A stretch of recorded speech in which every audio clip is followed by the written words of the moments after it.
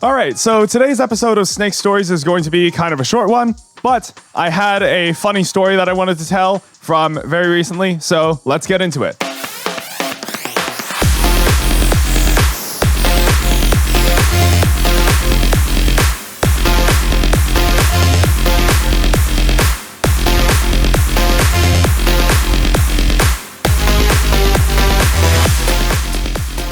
Okay, first of all, I did want to apologize for the complete lack of content last week.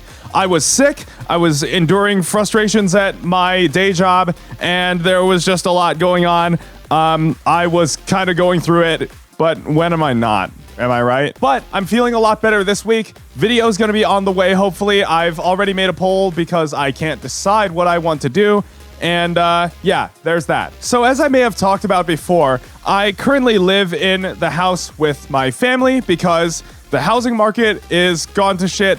The job market has gone to shit. I can't get a career off the ground to save my life, whatever. I've talked about that before in previous episodes. I don't need to talk about it and keep harping on it again.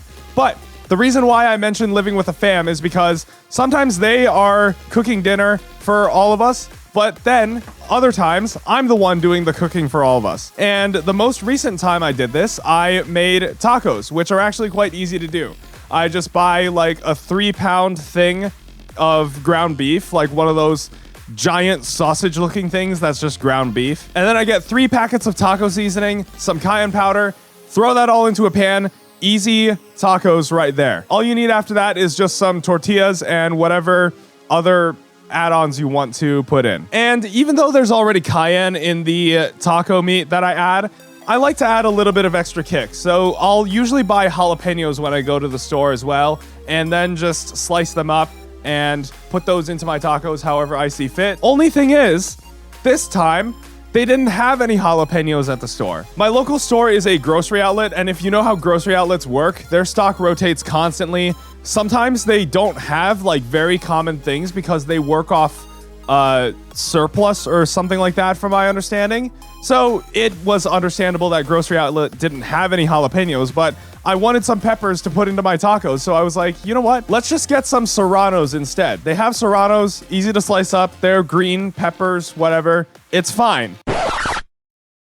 It was absolutely not fine. Doing a quick Google search, it looks like a jalapeno can have up to 8,000 Scoville units of spice in it, which, you know, is pretty hot, but I've eaten plenty of jalapenos in my tacos, so it's fine. Yeah, a serrano pepper can have up to 23,000 Scoville units in it. The spiciest serrano is about 3 times as spicy as the spiciest jalapeno. And that immediately became evident when I took some of those sliced pieces of serrano and put them in my tacos when it came time to eat. I ate a couple of them because, like, you know, I really like the tacos that are tiny. And not only did it set my mouth on fire, but it, like, bored a burning patch in my tongue that persisted for several minutes. I don't think I've ever had that happen because, like, you know, I make chili sometimes as well, and that has a habanero in it, but it's just one habanero in a giant pot of chili, so it's fine, whatever. Yeah, my mouth burned, my tongue burned, my face burned because I was touching it after handling the serranos. My eyes burned because I was crying and sweating, and I had to wipe some of the tears from my eyes, and then the capsaicin got in my eyes. It was absolute pain. That was the moment when I realized I had made a grave mistake. But it only gets worse. That night, when I went to bed, it didn't burn exactly, but like I went to bed and my insides were warm.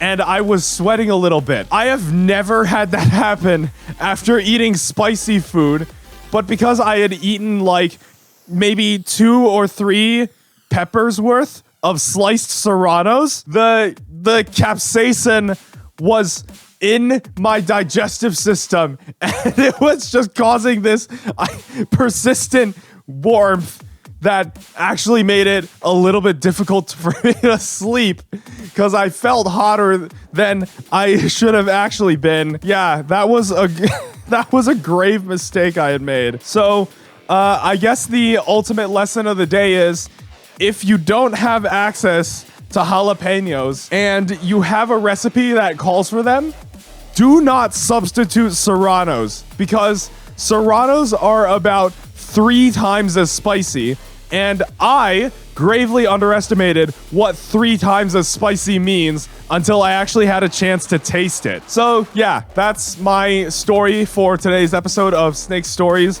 Just kind of a funny one about a very critical error in my judgment. Serranos are painful. At least I wasn't so foolish as to try and put habaneros in the thing, but you know, I've never even eaten a jalapeno straight up. You know, I've considered doing like a challenge on stream or something like that, or on video, where I eat like a thing of those like Bulldog 2X noodles that are extra spicy or something like that. I might honestly just like eat a serrano pepper because of just how ridiculous that already is. And I used to think that my spice tolerance was above average. I like spicy food a lot, but this is clearly, I hit my limit much quicker than I really expected. So yeah, that'll be about it for today's episode of Snake Stories.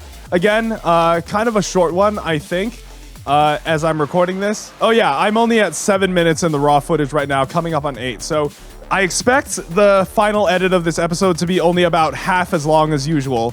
But regardless, yeah, a shorter story today. Just wanted to tell kind of a funny experience I had, and hopefully anyone who cooks with spicy stuff can learn from my mistake. As always, if you like the music you are hearing in the background, it is available at Stability Music. A link to the song and the outro will also be available in the description. Don't forget to like, comment, and subscribe. And if you really enjoy my content, consider supporting me on Patreon. There will also be a link in the description for that. Thanks for listening, everyone, and I will talk to you all later. Enjoy the outro.